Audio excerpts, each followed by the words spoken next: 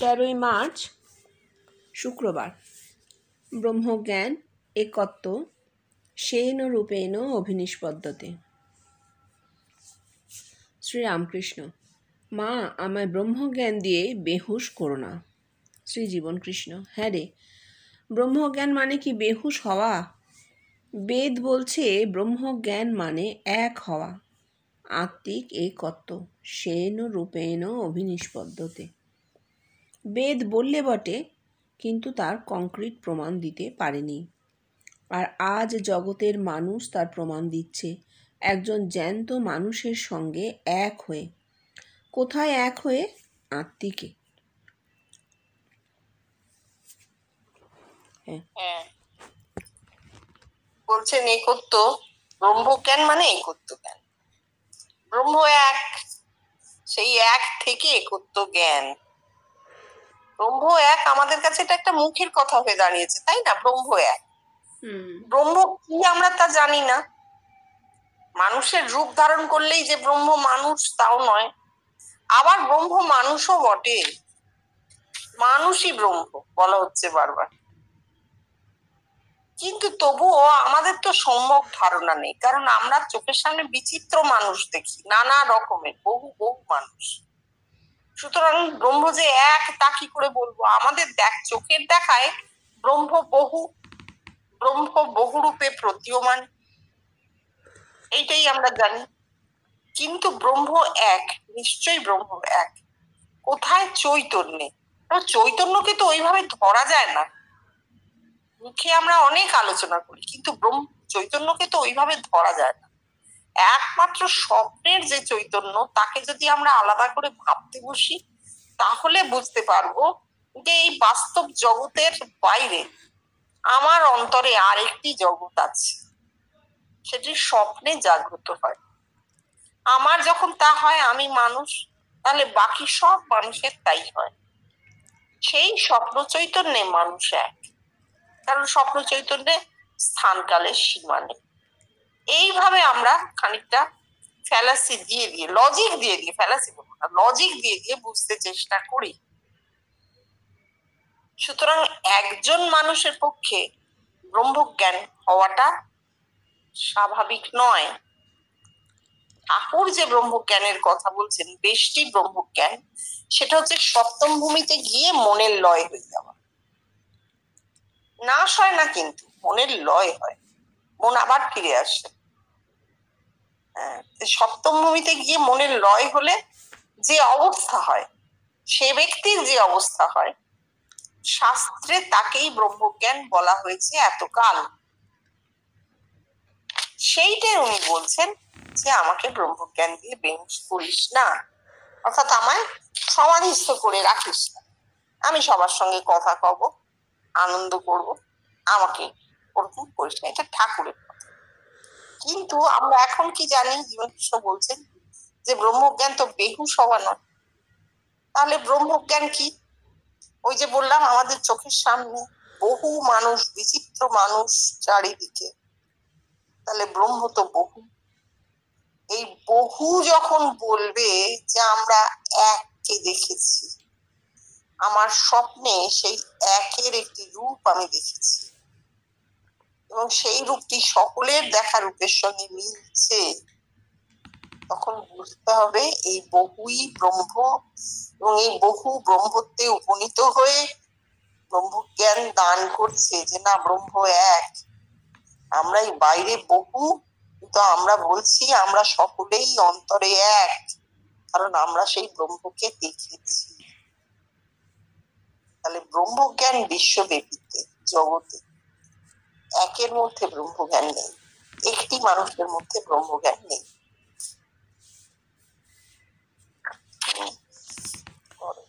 16 March সোমবার। মধুবিদ্যার দ্বারা জগৎ মধুমতি তথা বহুত্বে একত্ব, শান্তি ও সুখ লাভের উপায়। শ্রীরামকৃষ্ণ। সচ্চিদানন্দই গুরু। যদি মানুষ গুরুরূপে চৈতন্য করে, তবে জানবে যে সচ্চিদানন্দই ওই রূপ ধারণ করেছেন। শ্রীজীবনকৃষ্ণ। তাহলে সচ্চিদানন্দ কে হচ্ছে? একজন জ্যান্ত মানুষ। জ্যান্ত মানুষই সচ্চিদানন্দ ব্রহ্ম। সে যে জ্যান্ত তার প্রমাণ। মানুষের প্রাণশক্তি আমার রূপ ধরে তাদের দেহে ফুটে উঠে জানিয়ে দিচ্ছে কি, আমি ব্রহ্ম। আরও এগিয়ে যাবি? শাস্ত্র তোদের কি বলছে? আব্রহ্ম স্তম্ভ পর্যন্ত। এই ভোলা, তুই আমায় দেখিস, তোর বাবা আমায় দেখেন, আবার তোর ছেলেও আমায় দেখে। দেখো, এই যে কথাটা ঠাকুর বলছেন, সচ্চিদানন্দই গুরু। যদি মানুষ গুরু রূপে চৈতন্য করে তো জানবে যে সচ্চিদানন্দই ওই রূপ ধারণ করেছে। মানে ঠাকুর কিন্তু এটা বাইরের কথা বলেননি। মানুষ গুরু রূপে চৈতন্য করছে কোথায়? আত্মিকে। সেই মানুষটার রূপ যদি জ্যান্ত একটা মানুষ হয়, তাহলে সেই জ্যান্ত মানুষটাকে জীবন কৃষ্ণ বলছেন সচ্চিদানন্দ বা সচ্চিদানন্দ ব্রহ্ম। এরকম আমরা ঠাকুরকে দেখেছি। তিনি জিজ্ঞেস করছেন যে আমাকে কখনো স্বপ্ন দেখেছো? স্বপ্নে আমাকে কোনো উপদেশ দিতে দেখেছো? অর্থাৎ এই আমি জ্যান্ত তোমার সামনে বসে আছি, তুমি কি স্বপ্নে দেখেছো আমাকে? আমি তোমায় কোনো উপদেশ দিচ্ছি? যদি তুমি আমায় স্বপ্নে দেখো, জানবে সে সচ্চিদানন্দ।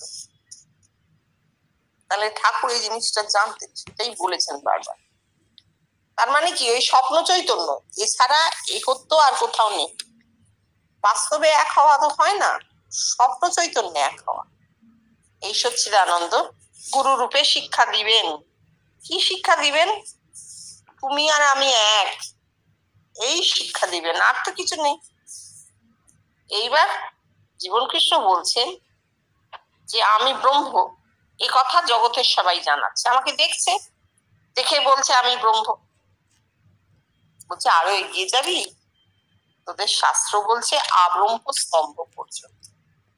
আব্রহ্ম স্তম্ভ পর্যন্ত মানে হচ্ছে কোনো কিছুই অব্রহ্ম বলে নেই, সব ব্রহ্ম। সর্বং কল্বিদং ব্রহ্ম, সব ব্রহ্ম। তাহলে সেখানে স্থান কাল কিচ্ছু নেই, সব ব্রহ্ম। তাই বলছেন তোর বাবা দেখেছে, তোর ছেলে দেখেছে, তুই দেখেছিস। 3 কাল কেটে যাচ্ছে, কাল কেটে গেল, অতীত বর্তমান ভবিষ্যৎ সব কেটে গিয়ে মহাকাল। এই যে বলছেন যে এইটা হচ্ছে প্রমাণ আব্রহ্ম স্তম্ভ পর্যন্ত, অর্থাৎ ব্রহ্মহীন কিছু নেই, সব ব্রহ্ম।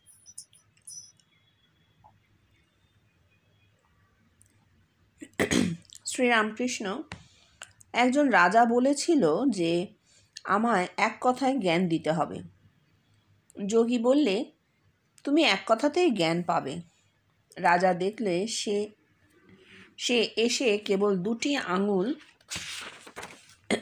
ঘোরাচ্ছে আর বলছে, রাজা এই দেখো, এই দেখো। খানিকক্ষণ পরে 2টি আঙুল 1টি আঙুল হয়ে গেছে। শ্রীজীবন কৃষ্ণেও যোগের দ্বারা এক হয়। এই যে আত্মিকে তোরা এক হয়েছিস আমার সঙ্গে, সেটা কি করে হয়েছিস? আমি কি বলেছি তোদের? মহাযোগে মধু বিদ্যার দ্বারা। হ্যাঁ, খুব সুন্দর গল্পটা বলেছিলেন তো, যে আমাকে একজন রাজা বলেছিল। দেখো কথাটা একটু ভাঙি তাহলে। হ্যাঁ, রাজা কে? ভগবান বা ব্রহ্ম রাজা। রাজার তো কোনো প্রভু নেই, সরাট, তাহলে ব্রহ্মই ধরবো। তিনি বলছেন আমায় এক কথায় জ্ঞান দিতে পারো? রাজা ব্রহ্মের উল্টো দিকে কে থাকবে? আর ব্রহ্মই। এক কথায় জ্ঞান তিনি নিজের মধ্যে চাইছেন। যোগী বললে তুমি এক কথাতেই জ্ঞান পাবে। যোগে বসে রাজা দেখছেন এক কথাতেই জ্ঞান হবে। কি দেখছেন? 2টো আঙুল এক হয়ে যাচ্ছে। কিভাবে? 2টো আঙুল দ্বৈত, তাই তো? দ্বৈত অদ্বৈতে চলে যাচ্ছে, দেহ আর আত্মা। এই নিয়ে রাজা, ব্রহ্মেরও তো দেহ আছে, মানুষ তো দেহ সমেত মানুষে, দেহ আর আত্মা 2টো আঙুল ঘুরিয়ে একটা আঙুল হয়ে যাচ্ছে। অর্থাৎ দেহবান হয়ে যাচ্ছে, দেহবান ব্রহ্ম। দেহ আর আত্মা এক হয়ে যাচ্ছে। দেহ আর আত্মা এক হয়ে গেছে বলেই কিন্তু আমরা ভেতরে ওই রূপটি দেখেছি, নাহলে দেখতে পেতাম না। আত্মা তো চৈতন্য, চৈতন্যময়, সেই চৈতন্যময় সত্তা চিৎঘনকায় রূপটি যে দেখেছি আমরা ভেতরে, তার কারণ হচ্ছে দেহ আর আত্মা এক হয়ে গেছে, দুই নেই, একই আছে। যিনি রাজা তিনি এই জ্ঞানটি পাবেন, তিনি যোগী, তিনি রাজা, তিনি নিজেই নিজেকে জ্ঞান দান করছেন, নিজেই নিজের মধ্যে দেখতে পাচ্ছেন জিনিসটা। যোগী কখন যোগে হচ্ছে, তাই যোগে ঘটছে জিনিসটা, যোগ মানে পরিবর্তন, তার মধ্যে এই পরিবর্তনটা ঘটছে, তিনি জ্ঞান লাভ করছেন।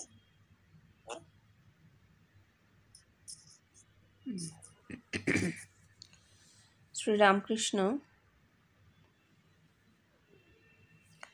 অবতার ইচ্ছা করে নিজের চোখে কাপড় বাঁধে। শ্রীজীবনকৃষ্ণ, হ্যাঁ রে, আমি দেখেছি আমার চোখে কাপড় বাঁধা। বাড়ির উঠোনে বেড়াচ্ছি, কিন্তু দৃষ্টি এত তীক্ষ্ণ যে দেওয়াল ভেদ করে বিরাট ময়দানের শেষ সীমা পর্যন্ত দেখতে পাচ্ছি। খুব জ্যোৎস্না ফুটে রয়েছে, এমনকি ময়দানের ঘাসগুলো পর্যন্ত দেখতে পাচ্ছি। দেখো, ওখানে আগের কথায় আর একটা কথা বলা হলো না। উনি বলেছেন মহাযোগে মধুবিদ্যার দ্বারা। প্রথমে যোগের দ্বারা এক হলো, প্রথমে যোগের দ্বারা একটি মানুষ দেহবান ব্রহ্ম হলেন, দেহ আত্মা এক হয়ে গিয়ে দেহবান ব্রহ্ম হলেন, তার দেহের প্রতিটি কোষ চৈতন্যময় হয়ে গেল, এটা যোগে হলো। আর তারপর মহাযোগে তার দেহের রূপটি ছড়িয়ে গেল কিসে? মধুবিদ্যার দ্বারা। মধু মানে চৈতন্য, এই চৈতন্যময় হয়েছিলেন বলেই দেহের রূপটি ছড়িয়ে গেছিল। চৈতন্যই ছড়ায়, চৈতন্য ছাড়া আর কিছুতে ছড়াতে পারে না, বস্তুতে ছড়ায় না, শক্তিতে ছড়ায় না, একমাত্র চৈতন্যে ব্যক্ত হয়ে যায়। এবার পরের কথাটা, যে ইচ্ছে করে অবতার ইচ্ছে করে নিজের চোখে কাপড় বাঁধে। কাপড় কি? কাপড় যে বাঁধে, চোখে কাপড় বাঁধে অষ্টপাশ। হ্যাঁ, অষ্টপাশ টাইট করে পিঠের দিকে স্ক্রু দিয়ে বাঁধা থাকে, অন্য জায়গায় বলেছেন জীবনকৃষ্ণ। অবতার কি করে? অবতারের দেহে অষ্টপাশ থাকে না, সে নিজে ইচ্ছে করে বাঁধে কাপড়টা, অর্থাৎ ইচ্ছে করে অষ্টপাশে সে আবদ্ধ থাকে। কেন থাকে? কারণ সামাজিক জীবনে তাকে থাকতে হয়, সে অবতার একটি স্থানকালে থাকেন, সেই স্থানকালে যা যা সামাজিক ব্যবহার তা তাকে মেনে চলতে হয়। ঠাকুর বলছেন ইংরেজের রাজত্ব, তাই তাকে সেলাম দিতে হয়। অর্থাৎ যে সময়ে তিনি অবস্থান করেন সেই সময় চিহ্নগুলি তাকে অনুসরণ করতে হয়, সমাজে থাকেন তো, তাই তিনি ইচ্ছে করে নিজেকে অষ্টপাশে বদ্ধ রাখেন, ইচ্ছে করে চোখে কাপড় বাঁধেন। কিন্তু এটা তার ইচ্ছা, কিন্তু তিনি যদি চান এক মুহূর্তে সে কাপড় খুলে ফেলতে পারেন। কিন্তু অবতার আর সাধারণ মানুষ তো একটা ভেদ আছেই, খুব বড় ভেদ। সাধারণ মানুষের ক্ষমতা নেই যে সে নিজের অষ্টপাশকে খুলে দেয়। এবার জীবনকৃষ্ণ নিজের একটি অনুভূতি বলেছেন, ভারী সুন্দর অনুভূতি, এর তো কোনো ব্যাখ্যার প্রয়োজন নেই। তিনি দেখছেন যে এত দৃষ্টি এত তীক্ষ্ণ যে দেওয়াল ভেদ করে ময়দানের শেষ সীমা পর্যন্ত দেখতে পাচ্ছেন। খুব জ্যোৎস্না ফুটে রয়েছে, ময়দানের ঘাসগুলো পর্যন্ত দেখতে পাচ্ছি, অর্থাৎ অনন্তের একটা অনুভূতি তার। জ্যোৎস্নায় দেখছেন, খুব সুন্দর অনুভূতিটা, তো খুবই সুন্দর। এটা তিনি বলছেন যে আমার মানে অবতারত্বের অবস্থায় তার এমন অনুভূতি হয়েছিল যে না, চোখে কাপড় নেই, অষ্টপাশ মুক্ত অবস্থায়। অষ্টপাশ খুলে গেলে কি হলো? কোনো সীমা নেই, অসীম, অসীমের মধ্যে তিনি দেখছেন। খুব সুন্দর। শ্রীরামকৃষ্ণ, মৌমাছি ফুল বই আর কিছুতেই বসবে না। শ্রীজীবনকৃষ্ণ, ফুল সহস্রার আর মৌমাছি ভগবান। আমি তাই তোদের সহস্রারে বসে আছি। দেখ, ঠাকুর বলছেন শ্রীরামচন্দ্র যখন সভায় এলেন তখন সভায় যেন সহস্র সূর্য উদয় হলো। সভা শুদ্ধ লোক পুড়ে গেল না কেন? তার উত্তর এ মনির আলো। এতে পড়ে না, বরং স্নিগ্ধ হয়। দেখ, মানুষের স্বভাব হচ্ছে সে যা আছে তাতে সন্তুষ্ট নয়, সে যেন আরও কিছু চায়, আরও কিছু হতে চায়। কিন্তু কি যে সে চায়, কি যে সে হতে চায়, তাই সে জানে না। একটা কিছু পেলেই তখন সে মনে করে, হ্যাঁ, এইটাই আমি চাচ্ছিলাম। আবার কিছুদিন পরেই যে অসন্তুষ্টি, যে অভাব, যে অশান্তি, যে কে সেই।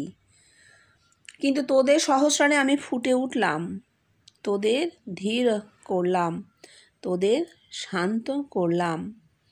বেদের কোন কথা? তেষাং শান্তি শাশ্বতী নে তেষাং সুখং শাশ্বতং। ঠাকুর বলছেন মৌমাছি ফুল বইয়া কিছুতে বসে না। মানে সাধারণ মাছি হলে হবে না, মৌমাছি হতে হবে। মৌ সংগ্রহ করে যে মাছি, যে মাছি মধু খায়, তাই তো? ঠাকুরের এই ভেদটা ছিল, তাহলে সব মানুষকে নিতেন না ওভাবে। ফুল হচ্ছে সহস্রার, সহস্রারে যখন মৌমাছি হচ্ছে ভগবান, উল্টে দিয়েছেন উনি, ঠাকুরের কথাটা উল্টে দিয়ে ধরছেন যে মৌমাছি সাধারণ মানুষ নয়, মানে মানুষ নয়, মৌমাছি ভগবান। কারণ সে মধু খায়, সহস্রারের মধু পান করছেন, চৈতন্যময় হয়ে যাচ্ছেন যিনি, তিনি ভগবান, তিনি আর সাধারণ মানুষ নন। এবার বলছেন আমি তোদের সহস্রারে বসে আছি। নিজের সহস্রারে বসলে ভগবান, আর অগন্তি মানুষের সহস্রারে যিনি বসছেন তিনি ব্রহ্ম। ব্রহ্ম কথাটার মানে বৃহৎ, ভগবান বেষ্টি, ব্রহ্ম বিশ্বব্যাপিত্ব। যখন অগণিত মানুষের সহস্রারে তিনি বসেছেন, মধুপান করছেন, অর্থাৎ চৈতন্যময় হচ্ছেন, তার রূপ ফুটে উঠে দেখিয়ে দিচ্ছে তিনি আমার সহস্রারে। আমি যখন দেখছি তাকে, তখন জানছি তিনি আমার সহস্রারে, তার রূপটি। তাহলে এই হচ্ছে ব্রহ্মত্ব। নিজের সহস্রারে ভগবান, জগতের সহস্রারে ব্রহ্ম। এবার ঠাকুরের কথাটা উনি বলছেন যে শ্রীরামচন্দ্র যখন সভায় এলেন, তখন সবাই যেন সহস্র সূর্যের উদয় হল। সভা শুদ্ধ লোকে পড়ে গেল না কেন? বলছে এ মণির আলো, এতে পড়ে না, বরং স্নিগ্ধ হয়। শুধু তাই নয়, রামচন্দ্র যখন সভায় এলেন, সহস্র সূর্য উদয় হলো। সেই সূর্য তো ভেতরের সূর্য, জ্ঞান সূর্য। জ্ঞান সূর্যের উদয় হলে কি হয়? অন্ধকার দূর হয়ে যায়। তাপ নয়, দেহ পুড়বে না, দেহ বোধিত নেই, তাই না? দেহের বোধিত নেই, দেহ পুড়বে, মানে হচ্ছে জ্ঞান সূর্যের উদয়। রাম মানে এক, সেই এক উদিত হয়ে জানিয়ে দিল যে আমরা সকলে এক। এতে মানুষ স্নিগ্ধ হয়। কেন স্নিগ্ধ হয়? কোনো বিদ্বেষ নেই, কোনো ভেদাভেদ নেই, কোনো কলহ নেই, কোনো কি বলবো, কিছুই নেই, কোনো রকম কোনো তর্ক বিতর্ক নেই, নির্দ্বন্দ্ব একটি অবস্থা। তাতে সে শান্ত হয়, স্নিগ্ধ হয়। এইবার জীবন কৃষ্ণ বলছেন যে আমরা এখন কি দেখছি না, মানুষের স্বভাবটা ঠিক উল্টোই হচ্ছে। সে যা আছে তা দিয়ে সন্তুষ্ট নয়। এতে দোষ নেই তো, সন্তুষ্ট হবার কথাও নয়, সন্তুষ্ট হবার কথাও নয়। মানুষ নানা দিকে নানা কিছু চর্চা করে, কেননা সে জানিয়ে থাকে তাতে যদি তার পেটের ভাতটুকু হয়ে যায়, তাতেও কিন্তু সন্তুষ্ট সে নয়।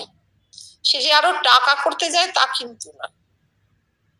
আমি দেখি এখানে অনেকে কাজ করে, পাশে বাড়ি হচ্ছে, কাজ করছে, ভীষণ লেবার দিতে হচ্ছে, তাদের কাজ করছে, কিন্তু কাজের ফাঁকে একটা ছেলে ওই গঙ্গা মাটি দিয়ে বসে বসে পুতুল বানায়, খেলা, আবার সেটা ঢেলা করে দেয়।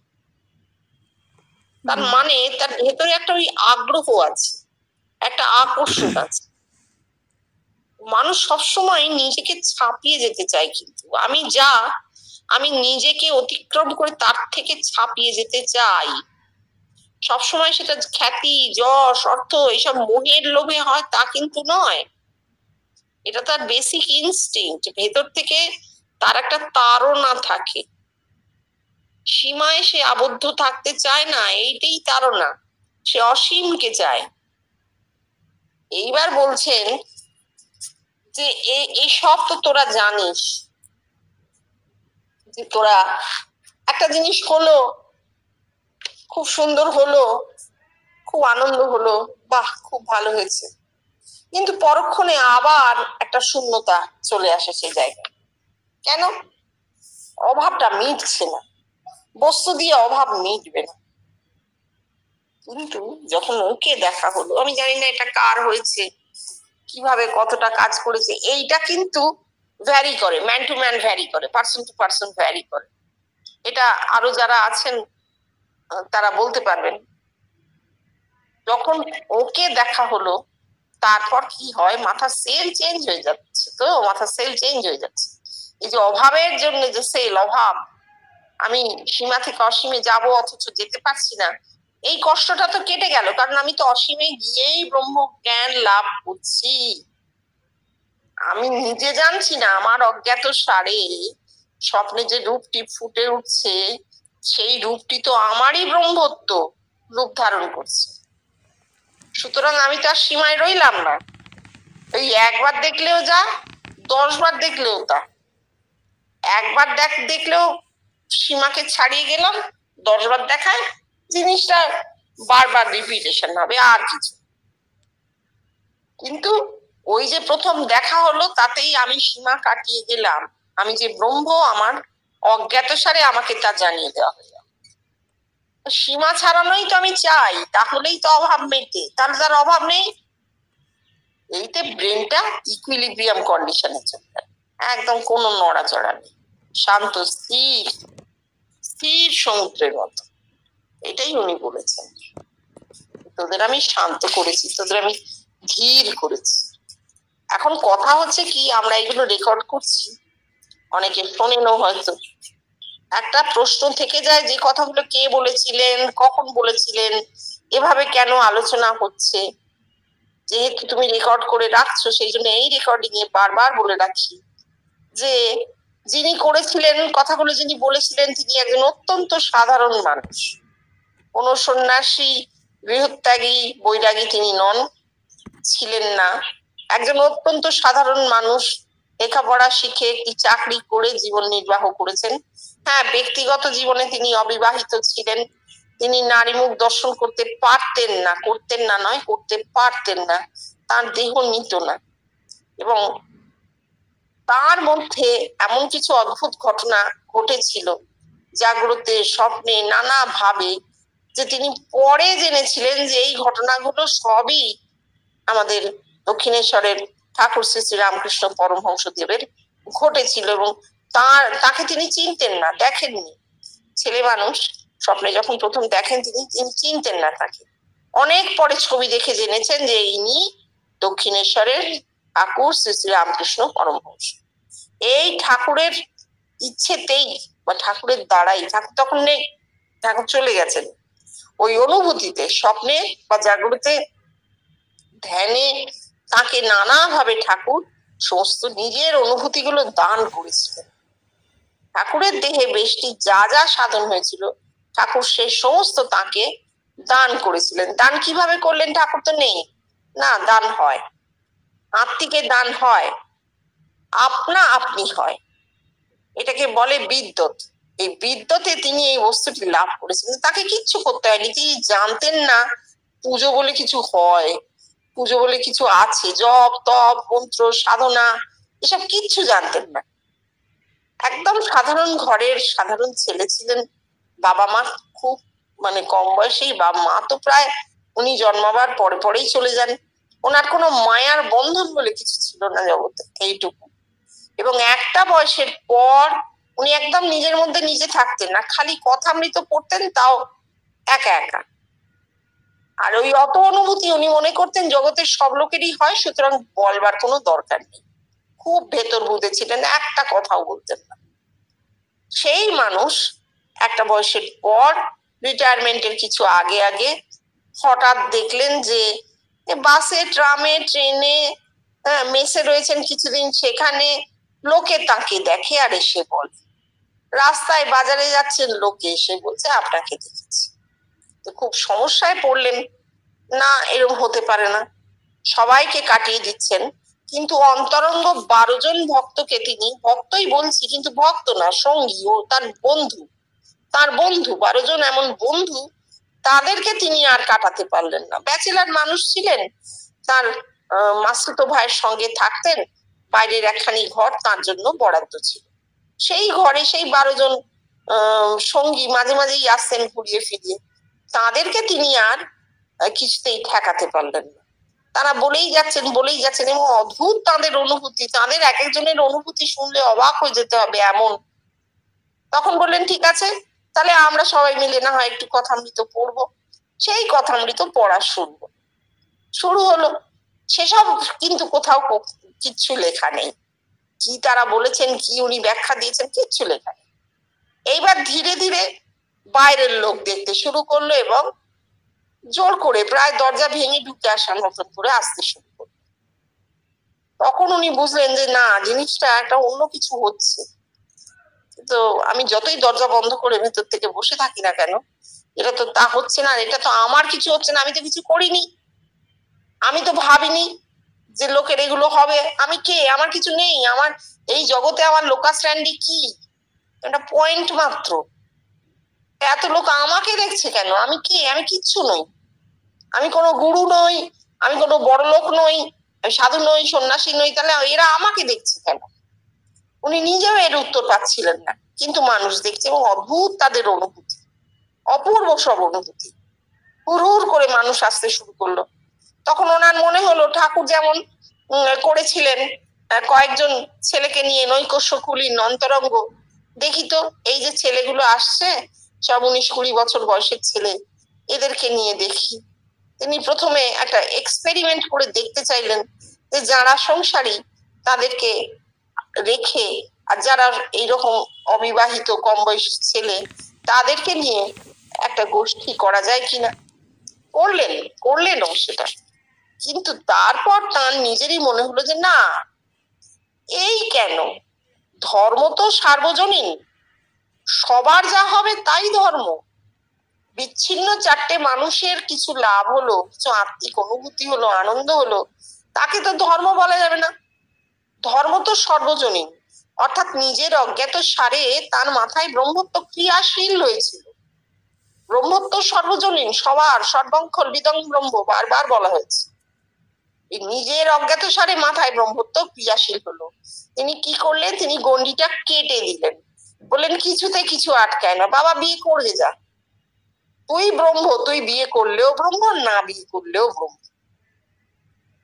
এবং অদ্ভুত ভাবে তিনি নিজের নাম কোথাও প্রকাশ করতে দেননি, নিজের ছবি কোথাও রাখা ভীষণ ভাবে বারণ ছিল, নিষেধ ছিল, যে না ছবি তুলবে না, ওই মঠ মিশন করো না বাবা, ও করে কিছু হয়নি। কেন? কারণ হবে তো ভেতরে, হবে তো অন্তরে, বাইরে কিছু হবার নয়, বাইরে ইন্ডিকেটে কিচ্ছু হবে না, যা হবে তা ভেতরে। তো আমরা সেই তাঁর সঙ্গকারী, 17 বছর ধরে তাঁর সঙ্গ করেছেন প্রচুর মানুষ, তারা কেউ কেউ দিনলিপি লিখে গেছেন, একদম দিনের কথা, প্রতিদিনের কথা যেমন গেছেন, শুনেছেন, লিখেছেন, সেই লেখাগুলো নিয়ে আমরা আলোচনা করি, আমরা বুঝতে চেষ্টা করি, কারণ আমরা তো তখন জন্মাইনি, আমরা অনেক পরে জন্মেছি। অথচ এ কথা সত্যি যে আমরা ভেতরে স্বপ্নে তাকে দেখেছি, দেখে মিলিয়ে নিয়েছি যে হ্যাঁ একেই দেখেছি। কখনো উনি নিজে বলেছেন যে আমি অমুক, নাম বলেছেন, তাই আমরা জেনেছি। ফলে আমাদের একটা আকর্ষণ হয়েছে এবং দৈবই বলবো যে এই বইগুলো আমাদের হাতে এসে পড়েছে। সেই দিনলিপি থেকে আমরা পড়ি এবং বুঝতে চেষ্টা করি যে তার কি হয়েছিল আর জগতের কি হয়েছে, আর এখন জগতের অবস্থাটা কি, এইটাই আমাদের আলোচ্য। এর বাইরে আমাদের আর কোনো আলোচ্য বিষয় নেই। আমাদের কোনো গুরু নেই, তারও কোনো গুরু ছিল না, আর তিনি অবশ্যই আমাদের গুরু নন। তিনি বলছেন তুই যা আমিও তা, অর্থাৎ আমার স্বরূপ তিনি, আর তার স্বরূপ আমরা সবাই, প্রত্যেকটি মানুষের ভেতরেই স্বরূপ এই জগৎ। কারণ এই জগৎকে বিক্ষেপ করে সে বেঁচে আছে। এটা আমার মনে হলো এটা বলা দরকার, কারণ নানা রকম প্রশ্ন আসে। তো অনেকে লিখছেন জয় গুরু। না, কোনো গুরু নেই, কোনো গুরু নেই। গুরু এক ভগবান। আমার দেহে গুরু আত্মা। যে মুহূর্তে সেই আত্মা আমাকে ছেড়ে চলে যাবে, সেই মুহূর্তে দেহ মৃত হয়ে পড়ে থাকবে। প্রতিটি মানুষের দেহে আত্মা। এই সর্বাত্মনি ভব, সবার যিনি আত্মা তিনি ব্রহ্ম। তো তিনি কোনো মানুষ নন, চৈতন্য। ব্রহ্ম চৈতন্য। হ্যাঁ, চৈতন্যের একটি রূপ আমরা পেয়েছিলাম দেখতে। তা বলে এই নয় যে চিরকাল বলে তো কিছু হয় না, চিরকাল মানুষ একটা রূপ দেখবে, এটা হয় না। কিছু কাল, এরপর আরো স্তর আছে, স্তর আছে। বর্তমান কখনো জানতে পারে না সে কোন স্তরে দাঁড়িয়ে। ভবিষ্যৎ কাল বলে দেবে এই সময় জগৎ কোন স্তরে দাঁড়িয়েছিল আত্মিকে। ঠিক আছে, ঠিক আছে, পরেরটা পর। 17 মার্চ মঙ্গলবার। ঈশ্বর দর্শন হলে ঈশ্বরে পরিবর্তিত হয়। আজ সন্ধ্যায় শ্রীজীবন কৃষ্ণের ঘরে উপস্থিত হয়ে দেখি ঘর লোকে পূর্ণ। এমনকি ঘরের বাইরে যে বারান্দা, সেই বারান্দাতেও আর বসবার জায়গা নেই। ঘরের মধ্যে নিত্যসঙ্গীরা ছাড়া বেশ কয়েকজন অপরিচিত ভদ্রলোকও আছেন। অতি কষ্টে একটু জায়গা করে এই একরকম ঠেলে ঠুলে ঘরের মধ্যে ঢুকতেই শ্রীজীবন কৃষ্ণের দৃষ্টি আমার ওপরে পড়ল। ও সঙ্গে সঙ্গে কিছুক্ষণের জন্য তিনি কথা বন্ধ করলেন। আমি তাড়াতাড়ি দরজার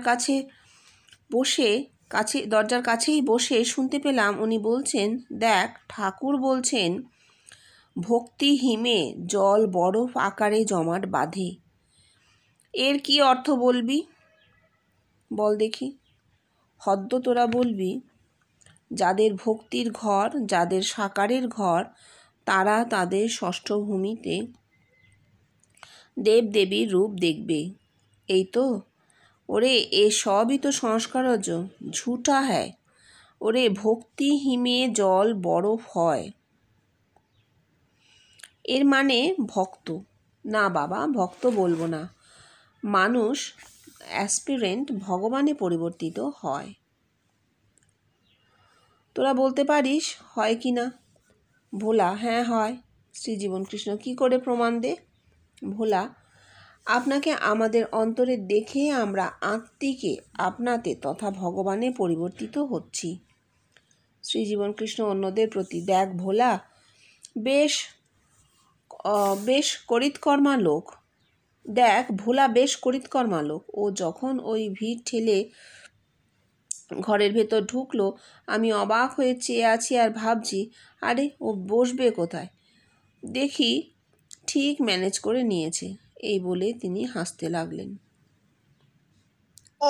ভোলাদা তো লিখলেন, ওই যে বললাম মানুষ লিখেছেন। 17 মার্চ 1959 ভোলানাথ মুখোপাধ্যায় এটি লিখেছেন। পুরো ঘটনাটা যেটা লিখেছেন তার মধ্যে তার নিজের কথাটি খুব বেশি ব্যক্ত হয়ে আছে, তাই না? যাই হোক, আমরা সব সরিয়ে দেবো এবার। এগুলো আমাদের ছাড়াবার সময় হয়েছে। সুপুরি পেকে গেলে তো তার খোসা ছাড়িয়ে দিতে হয়, খোসাটা ছাড়াতে হবে। যেটা বলছেন, ঠাকুরের সময় দ্বৈতবাদ ছিল, কারণ ঠাকুর নিজে একা অবতার, তার সামনে বিশাল জগৎ। তারা অবতারত্বের কিছুই জানে না, এটা ঠাকুর জানতে পেরেছিলেন। সাক্ষী করে তিনি অনুভূতি দান করবার চেষ্টা করেছেন। কারোর মধ্যে সেটা বর্তেছে, কারোর শুদ্ধ স্বভাবের জন্য তারা ঠাকুরের প্রিয় হয়েছেন, সাধন ভজন করেছেন, সবই। কিন্তু ঠাকুর নিজের আরেকটি জুড়িদার পাননি। বলছেন, ভূত যে কেউ শনি মঙ্গলবারে মরলেই আমি সেখানে দৌড়ে যাই, ভাবি যদি লোকটা ভূত হয়, কিন্তু দেখি আবার বেঁচে উঠেছে। অর্থাৎ লোকটার আমি নাশ হয়নি, আমি ভগবানে পরিবর্তিত হয়নি। এই সময় দ্বৈতবাদ ছিল। তখন ঠাকুর শাক্তিও করছেন, এবং ঠাকুরের সঙ্গ করতে এসে সেই আকর্ষণে অনেকের অনুভূতি হচ্ছে।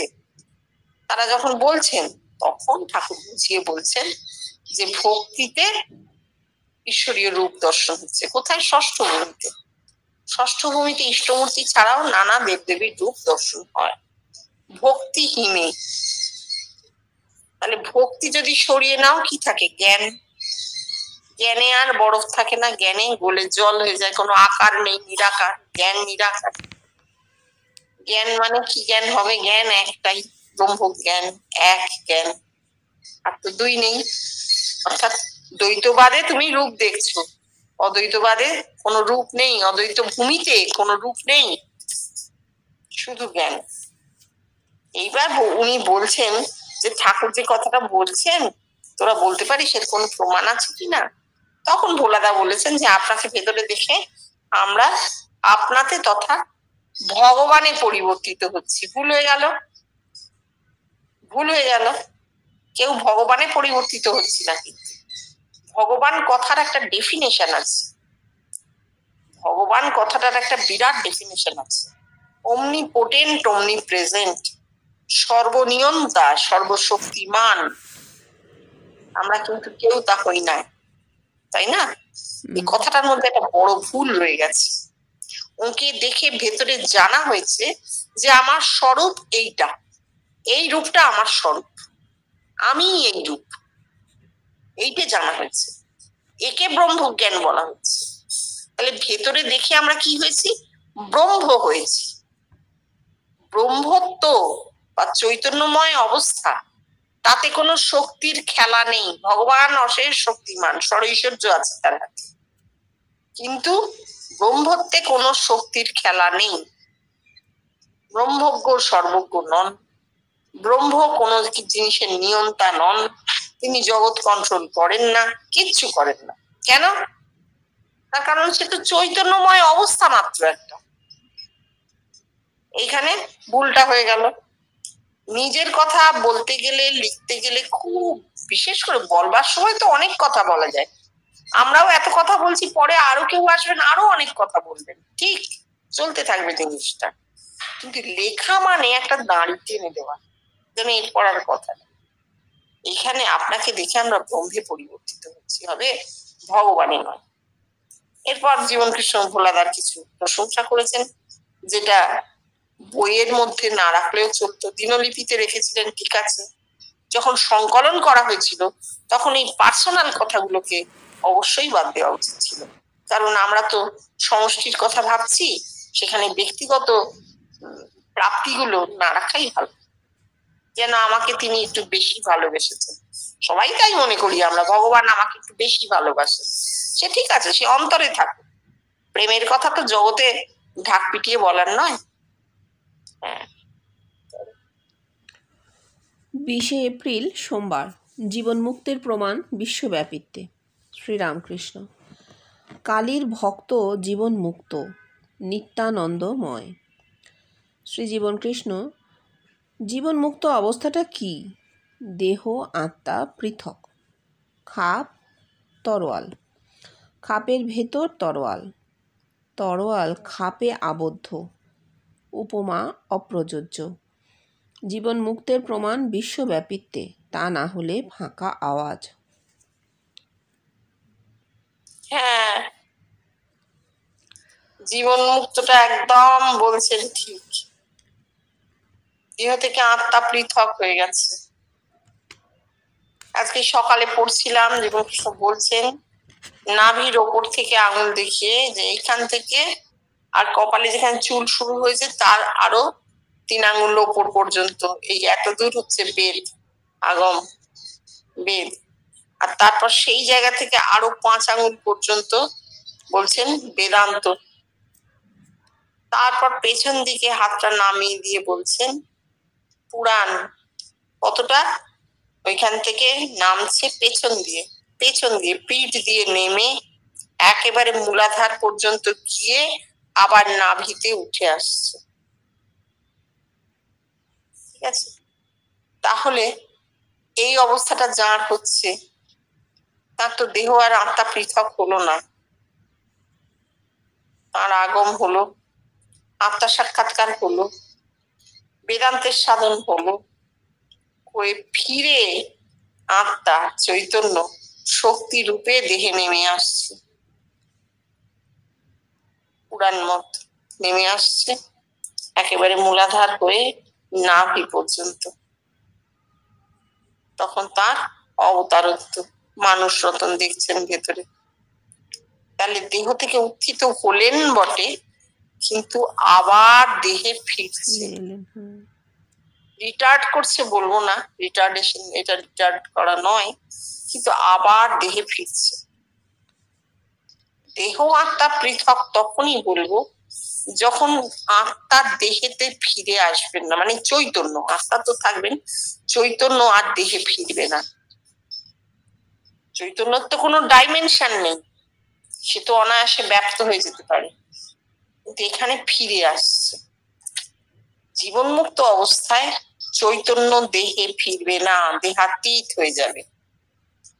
দেহাতীত হয়ে যাবে কোথায়? বিশ্বে, সমস্ত বিশ্বে তা ছড়িয়ে যাবে। একটা কথা এখানে আছে, সেটা হচ্ছে এগুলো কোনোটাই ভবিষ্যৎ নয়, কোনোটা অতীতে হয়নি, কোনোটা যে বর্তমানে হচ্ছে তাও নয়। আসলে সবটাই হয়ে আছে, অব্যক্ত আছে, ব্যক্ত হচ্ছে মাত্র। এ অবস্থা নির্গুণে হয়েই আছে।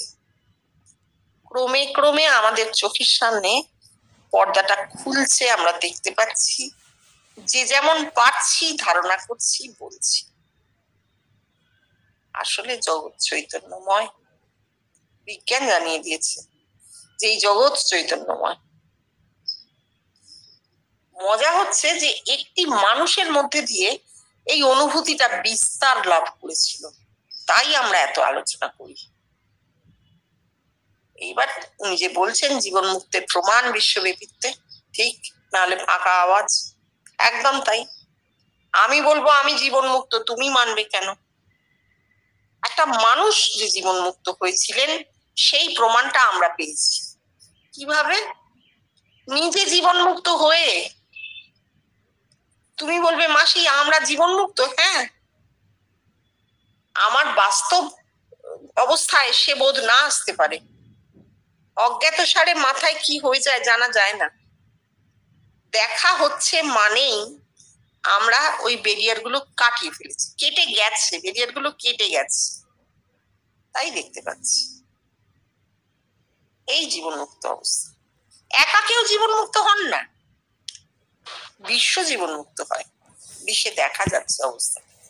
হ্যাঁ, তারপর শ্রীরামকৃষ্ণ, যে ঠিক ভক্ত তার কাছে হাজার বেদান্ত বিচার করো আর স্বপ্নবৎ বলো, তার ভক্তি যাবার নয়। শ্রীজীবনকৃষ্ণ, তার ব্রেনে বেদান্ত ধারণা হবে না, তার নন এরিয়ান ব্রেন। ঠাকুরের কোন কথা? স্বামীজি ও রাখাল মহারাজ। রাখালের উদ্দেশ্যে বলছেন, ওর উঁচু সাকার ঘর, ব্রহ্মজ্ঞানের কথা হলে সেখান থেকে উঠে যাবে। হ্যাঁ, তার মানে এইখানে সেই সময়টা ধরতে হবে, সেই কালটা পেরিয়ে এসছি আমরা। আজ 150 বছর আগে জগতের যে অবস্থা ছিল, দ্বৈতবাদ ভীষণ ভাবে ছিল, এখনো আছে, কেটে যায়নি, সেই অবস্থাটাই বলা হয়েছে। আসলে না, আমরা ভাবি যেন একটা ক্লিয়ার ডিমার্কেশন আছে, মানে এই পর্যন্ত দ্বৈতবাদ, তারপর এখান থেকে অদ্বৈতবাদ শুরু হলো। না, এটা অঙ্ক নয়, অঙ্ক নয়। সাইমালটেনিয়াসলি জগতে সবকিছু চলতে থাকে। ঠাকুর বলছেন না, সব থাকবে।